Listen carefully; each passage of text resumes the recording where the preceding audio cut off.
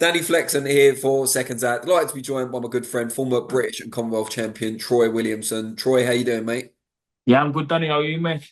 I'm very good, thank you. Good, good, good. Last time we spoke to you, you were kind of in the middle of camp for an October date in Dubai, which Yeah. unfortunately didn't quite come off. I know it was headlined by Takam. Any idea why it was postponed? Nah, got no explanation why it got postponed. Bit of a kick in the balls, to be fair, because obviously I'd done a full camp for that. I was flying, felt very good in the gym, and obviously a week before, just got a message saying that the full show was cancelled. And you've been wanting to make your not really debut because you have fought at that weight roughly before, but your proper debut, if you like, at middleweight for a while now. You haven't been in the ring since March. You must, is it getting frustrating at this point? Yeah, it's been a frustrating time. It's been frustrating for a few months, to be fair, but it's obviously it's the sport of boxing. Um, yeah, I just can't wait to get things rolling. And you're still in the gym, obviously, every day. How is it feeling compared to when you were in camps trying to make that 154 limit? Now you're obviously able to eat a bit more. Are you noticing the difference in training and in sparring? Yeah, completely different. Just I've got the explosiveness back, back hurting people, and obviously that's what I was. I just can't wait to show people that who think I'm finished that 160 is my division and I'm ready to take over. How much do you wish you'd have moved up earlier from 154? Um, woulda, coulda. Um, yeah, I should have moved up. Maybe a few fights ago. But obviously, I was getting the opportunities and I was getting the big fights at 154. So, and because I kept on making that weight, I stayed at 154. As daft as it sounds, if I made it against Ismail Davis, I could have still been eating 154. So, just a blessing in disguise. Obviously, I failed the weight, not intentionally, but just obviously it's came to a point where I can't make that weight no more. And it's just showing that I need to move up. And moving up to 160, you would expect to be right up there in the domestic mix almost from the start. Why do you think we've not seen you yet? I know you don't know why the Dubai show was cancelled, but why are you not getting loads of offers from the UK promoters? I'm not sure if I'm honest. I'm not sure. I think it's only just been put on box that I've moved to middleweight. And obviously, like you say, obviously now I'm officially coming out and saying that I'm a 160 fighter. So who knows? Obviously, early in the new year, the phone could ring. And I'm hoping that they think I'm a past fighter and I've had my best days because I'll start getting some big fights and I'll prove a lot of people wrong. Let me ask you about some of the top domestic middleweights. You've got a fight coming up, what, less than 2 weeks' time now, with Denzel Bentlry and Brad Pauls, not just defending the British title, Brad, but also for the vacant European now. I know you were throwing your hat in the ring for that vacant European not too long ago. What do you make of that fight, and what about a crack at the winner? Yeah, first of all, I'd love a crack at the winner. No, I've not really seen much of Brad Pauls. I've seen a few highlights of his first fight with Heeney, and yeah, great fight, aggressive fighter, and Denzel Bentley's a great tactician himself, good puncher. He can box, so looking forward to that fight. But yeah, I'd love the winner. Obviously, for them, obviously whoever wins is gonna they'll be looking at pushing for bigger and better things, but. I think domestically, obviously, defending that title against me, I think is a massive fight in itself. Yeah, I agree. And you mentioned the first fight between Heaney and Brad Pauls there. The second one was, if anything, even better. I mean, maybe not from Heaney's point of Yeah, view, but a very exciting fight. I was ringside for that one. Heaney himself's coming back on the Chisora bill, Chisora Vallon, which was officially announced today for Manchester in the new year. What do you make of Heaney, and is he someone that's kind of on your radar? yeah, of course. Obviously, I'd love that fight as well. He's a great guy. Heaney spoke to him on socials the odd time, and he was a great champion. But it makes sense. We're both coming off. I'm coming off two back-to-back losses. He's coming off a loss. Both former British champions. So yeah, both big ticket sellers. Make that'd be a great fight. Be daft if I wanted not to put that on one of his shows. And he's got a huge fan base, Heaney. Would you be happy going up there, either Stoke or Manchester, his neck of the woods? Yeah, it doesn't obviously it doesn't matter where it is. Obviously, I've done a good following. So if it was in Stoke, I'd still be I'd be bringing a fair few hundred people. So yes, doesn't matter where it is. Obviously, a ring's a ring, but I'd love that fight, and I think he hasn't got an opponent for that show. Like I said, obviously it makes sense. We're both coming off losses, both similar age, both in a similar stage of our careers. So why not? Let's see if we can get something sorted. Good stuff. Now, before I ask you about a couple of other middleweights, are you at all kind of disappointed that you haven't got a promoter behind you, a TV promoter, and then you can fight in the home corner?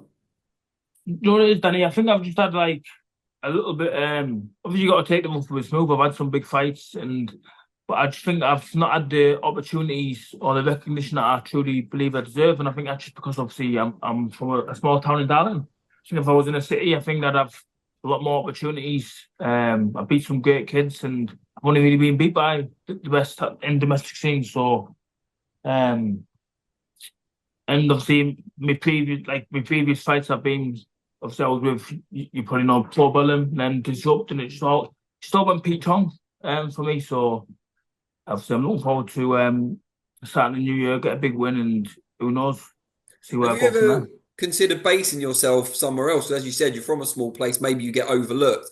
I know a lot of fighters, particularly from the northeast, we've seen them come down to London or Manchester across the country to get a bit more recognition, more high profile gyms and so on. Yeah, obviously I travelled to all gym sparring. Like obviously I was sparring Eubank for his return in Saudi, so I was going on there for the odd few weeks. I travel up and down the country for sparring because to get the best sparring, I think you got to travel, especially from we are. So I learn a little bit from other gyms. And you spoke to my colleague Josh Green about that sparring with Eubank Jr. Seemed to benefit you both hugely. What did you make of his actual return, the one that you helped him prepare for against Arameta? Obviously, I think he done what he had to do. He got the win. Didn't look spectacular, but a win's a win at the end of the day. What did you get out of the sparring in terms of where you are? Because you haven't had a competitive fight at middleweight yet, and you haven't been out in the ring since March. So what did that tell you about where you are right now? Oh, like I said it before, I think like I said, I don't think I had the opportunities or the recognition I deserve. When I'm sparring these kids, I'm giving them hell, or if not, it's 50-50 sparring. Like I don't go there and get blasted away, or I don't go there and lose rounds. Like it's very competitive rounds. I'm not saying that I go there and blast them away or anything, but it's just like it's very, very you pay to watch them sort of spars. And I think yeah, I'm similar sort of level. I just need the opportunity. It looks like the Eubank Conor Ben fight's actually quite close to happening this time. I mean, it was really close to happening the first time around, but hopefully they can get over the line this time. What do you make of that one? Great fight. I think it'll sell at any stadium in the UK. Uh, Again, I think it all depends on what weight. 160 or anything above. Obviously, you got to favour Eubank. And obviously, if it's obviously anything below 160, you've probably got to favour Conor Ben. Well, you know how tough it is to try and make a weight that you're not comfortable at anymore. Yeah, and he's big Eubank as well. I was surprised how big he was when he was next to me, and I was probably a little bit heavier than him at the time. So yeah, I think 160 or anything above, I think it'll be too strong and too big for Conor Ben. Is he one of the better guys you've sparred? Like, tell us some of the other people you've sparred that we know of and how he measures up. Obviously I was sparring Kell Brook for the American fight. Mm. Um, he was sharp, very sharp. Done a lot of rounds with Liam Smith, Eubank. Um, some of the kids that haven't really got big names, like my own stablemate Bobby Dalton. He's fighting for just a Northern Area title this weekend. Very good kid. Tremendous engine, tough, fit. Um, all sparring's different, mate. Good to know. One middleweight I haven't mentioned yet is Hamzah Sheeraz. He gave up that European title that Pauls and Bentley will be fighting for. It's heavily rumored that on the Saudi show in February he's going to be fighting for the WBC belt against Carlos Adamez. Do you know much about Adamez and what do you make of Shiraz? No, I'm not. not obviously I've heard of the name, but I've not seen much of Adam as, so I'm not sure what sort of fighter he is. I'll be tuning in, I'll be watching that fight, and I'll be rooting for Hamzah Sheeraz. Yeah, I think Hamzah's a great fighter. Obviously, once in a time, a few years ago, obviously when we were both with Queensbury Promotions, we were starting to fight. Um, all contracts signed, and then obviously, unfortunately, picked up an injury to my eye, so the fight couldn't go ahead. Got back in the gym, got trained again, fight got signed again, and unfortunately, he picked up an injury, so it just never materialised. But who knows? Hopefully, he can go win a world title. I'll get a few big wins and make it a third time lucky. Try and get it on again. Fingers crossed. Before I let you go, how's life outside the ring? How's the family? How's everything going? Because you've had some time to spend with them. That's the one positive of being on the shelf, I Yeah, suppose. one positive, obviously, family times, just being a dad, eating, put a bit of weight on. But no, it's good. Obviously, I've spent some good quality time with the family. And yeah, I'm a family man. I'm family orientated, and I just love being around my loved ones. How aware are they of, what you do and how much success you've had in your career?